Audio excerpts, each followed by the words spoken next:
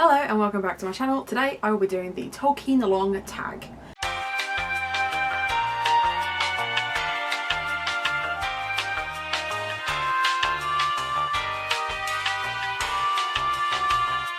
Now when I first saw this tag I was like, oh, this is going to be so easy. I love the prompts, they're all related to different characters in the Tolkien Fellowship.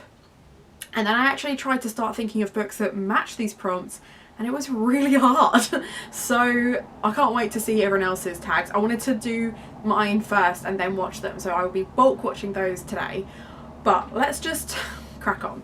So the first one is the Frodo, a book you're not sure you like, and I want to talk about Wild Girls because I read this 2 months ago and I still don't know how I feel about this. I loved the writing, I loved the pacing, I loved the premise. I fucking hated that ending though, and I don't know how I feel about that. I don't know if that has ruined the whole book for me or if I will ever just get over it and just enjoy it for what it is.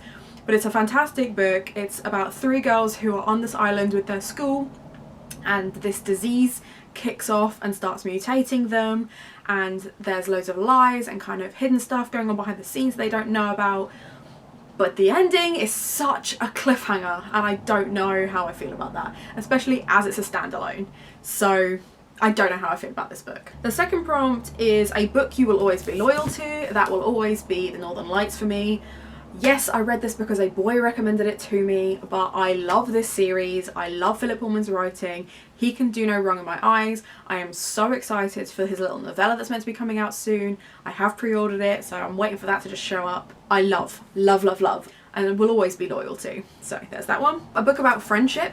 We've got A Song Below Water by Bethany C. Morrow. This is a 2020 debut about 2 girls. One of them is a siren and one of them is something else, and they are dealing with the Black Lives Matter movement, but magical realism is used as a metaphor in this to kind of show that. But essentially it's about 2 best friends trying to deal with their lives and support one another, and it's wholesome and it's lovely and it's so well crafted for such a short book. I absolutely loved this one.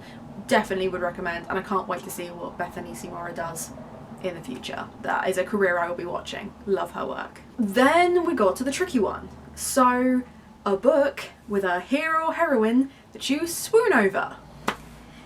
Do I seem like the swooning type to you? Because I don't. I'm not a swooner. I have been single for 10 years. I don't even swoon in real life, let alone at fictional characters. It's not in me. It's not in me. Having said that, I was like, well, maybe maybe I can adapt this. Maybe it's, you know, you've got good boyfriend material or good husband material. Maybe you could do something that's both like a modern and a classic, and please just let me have this. So in this is about 3 sisters who were very rich, but their father died and he had a first wife and a son, and the son gets everything, they get nothing. So they have to kind of just live on very, very little and kind of accept the charity of strangers. And in this book is a man called Colonel Brandon, who is the most wholesome, gorgeous little bean. The film adaptation with Emma Thompson in it is just so fantastic and definitely husband material. I love him. And then Sarah Manning's adorable. I don't really like Sarah Manning's writing in general. Like, she's writing some quite problematic books, but this is about a young girl who basically lives by herself, but her main source of income is through online blogging and workshops and things like that. And it's a kind of not enemies to lovers because they don't dislike each other, but these 2 people, her and this guy Michael, kind of become friends because they break up with their partners and their partners get together, and they kind of get together through like a need for solace for the fact they've both been dumped. But it's really wholesome and it's really lovely, and he is definitely boyfriend material. He is lovely. He does nothing wrong in this book, and that is rare because usually it's always dumped on the guy in romances. But yeah, I loved that. A short but fun read. Did I grab it? I don't know where I put it. A short but fun read. Yeah, part of me was like, just put fat lip in here because you wrote it and it's short and it's funny. But I appear to have misplaced my copy. That's the most narcissistic thing you've ever done. So I'm not going to do that.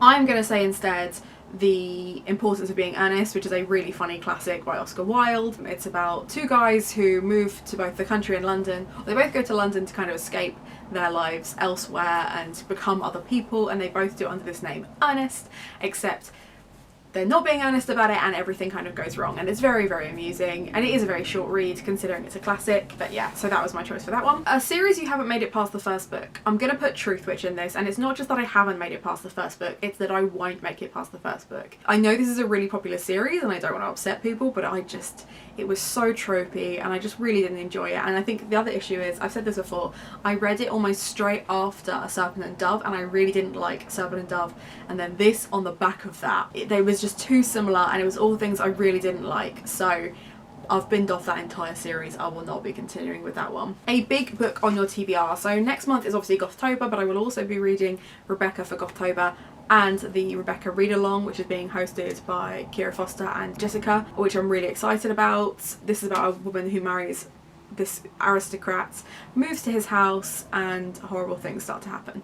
So yeah, I'm excited for this one, but this is the biggest, both physically and page wise, the biggest book on my TBR, so very intimidated by this one, but it should be good. A book that you want to reread. I really want to read Ella Enchanted again. I read this when I was a kid. I very vividly remember sitting in history and having it tucked under the desk as I was reading it, because I was not doing work. History was not my thing back then. Yeah, I really, really enjoyed it. I enjoyed the fact that it was retellings of fairy tales that I knew really well in a really original way.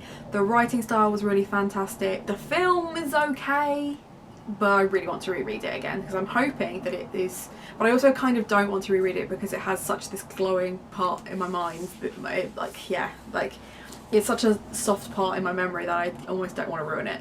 But I do want to reread it. I just can't find my copy anywhere. I didn't think I'd got rid of it, but I must have done, because I cannot find it anywhere. So if you know of somewhere where I can source an Ella Enchanted copy, please let me know. And then the last one is a book that makes you question life and everything in it. Now, I recently read A Brave New World, and this is intense. But there is so much in this, considering it was written so many years ago, that you can see happening in the modern world, that it just had me questioning everything. It's not my favourite read. I wouldn't necessarily recommend it unless you're really into classics, but it was fascinating, and it's really interesting to read it and see where other sci-fi books have taken their ideas from. Like, it's almost ripped straight out of Brave New World.